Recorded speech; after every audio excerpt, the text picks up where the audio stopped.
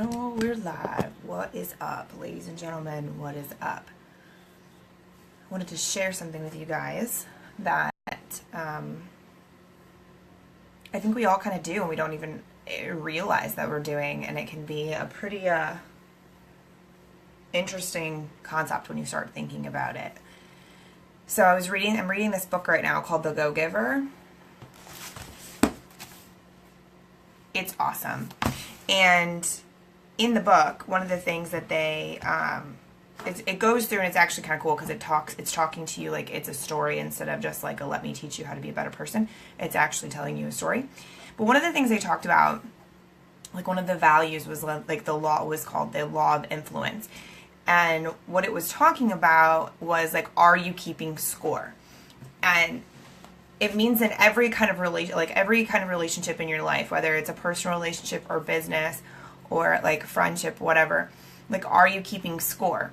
And I just wanted to kind of throw that out there to you guys because it's something I've been pondering on lately since I originally read it, because I think that a lot of us don't even realize, because it's just such a normal thing that we're taught like throughout our entire lives to keep score. So what I mean by that is, how many times have you heard like it's a win-win situation, or you scratch my back, I'll scratch yours, or hey, I did this for you, so you owe me this. Like, how many times have you either used that line, or you've heard that line, or it's the way of thinking, and that's kind of what goes down a lot of the conversations. Like in relationships, people are keeping score.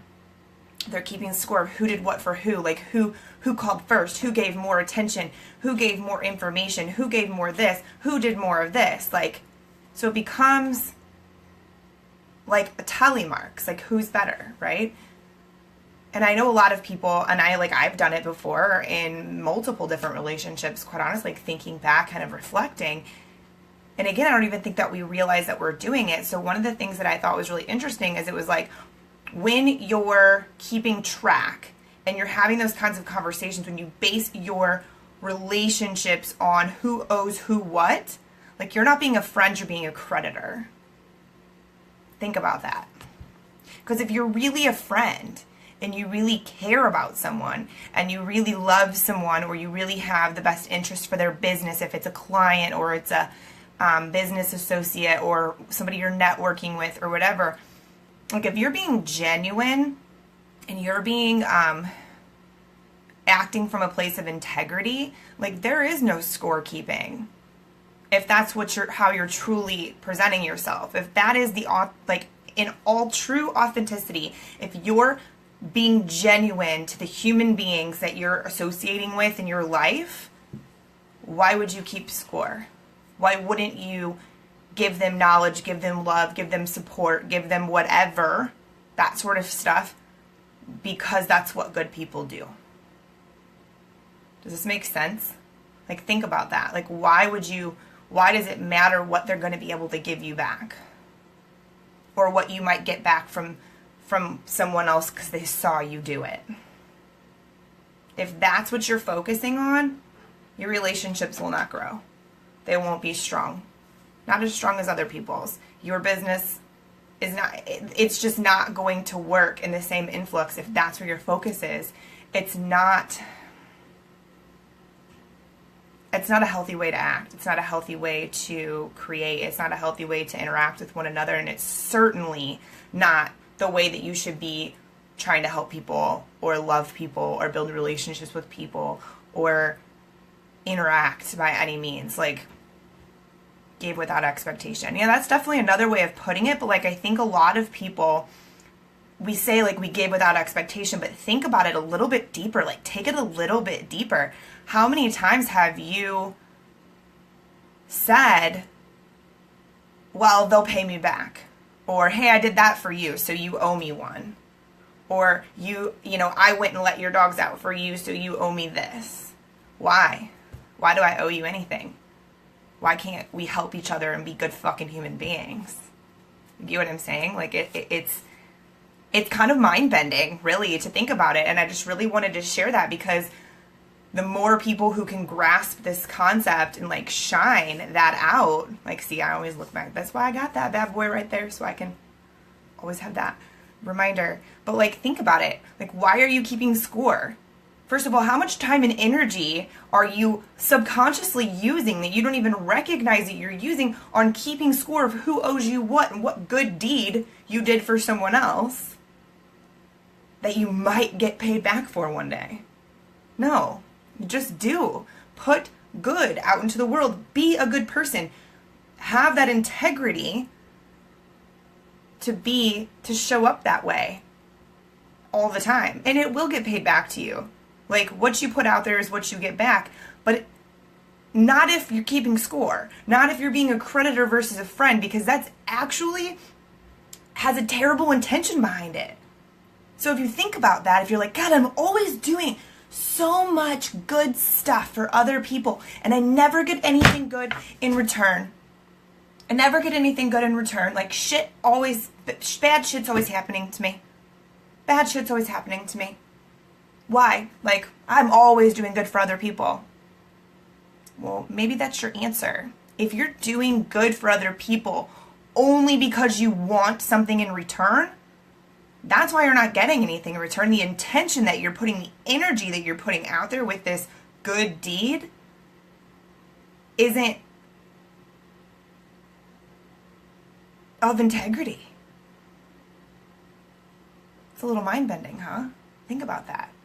If you feel like you're always doing good things for other people and nothing good is ever happening to you, well, then maybe you need to stop and think about the intention behind why you do what you do. Pretty interesting. Preach, yes. Thanks, Brian. I'm glad you're here too. Emily, it's hard to get out of the selfish mindset. Well, it's one of those things where, like, sure, doing something good for someone else can make you feel good. Like, and that might be considered selfish to some people, or like could be looked at as selfish. But I feel like if you're doing and you're showing up a certain way and you're, giving advice, you're giving information, or you're whatever it is that you're giving to other people without keeping score of who owes who what, you still feel good when you do that, when you help someone. You still feel good. So think, instead of worrying about like how to get out of that selfish mindset, like you can focus on that and just know that like you're being a good person.